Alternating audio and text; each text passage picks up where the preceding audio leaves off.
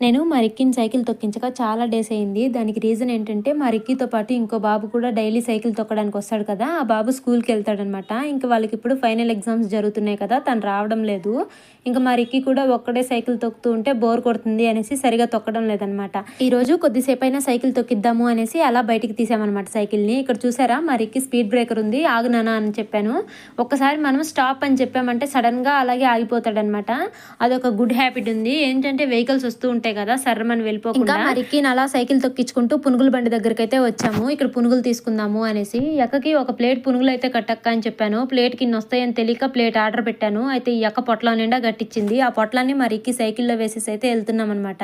ఇక్కడ చూసారా పునుగుల పొట్లం చూసి మా వాడికి ఇంకొంత ఊపు వచ్చింది. స్పీడ్ గా అయితే సైకిల్ తొక్కుతున్నాడు. ఎంత స్పీడ్ గా వచ్చామో అంతే డిసప్పాయింట్ అయ్యామన్నమాట. ఫుల్ స్పిన్ పిండితో అయితే ఈ పునుగులు వేశారు. టేస్ట్ అయితే అస్సలు బాగాలేదు. చాలా పుల్లగా ఉన్నాయి. 30 రూపీస్ వేస్ట్. మొత్తం డస్ట్బిన్ లో అయితే వేసేసాము తినకుండా.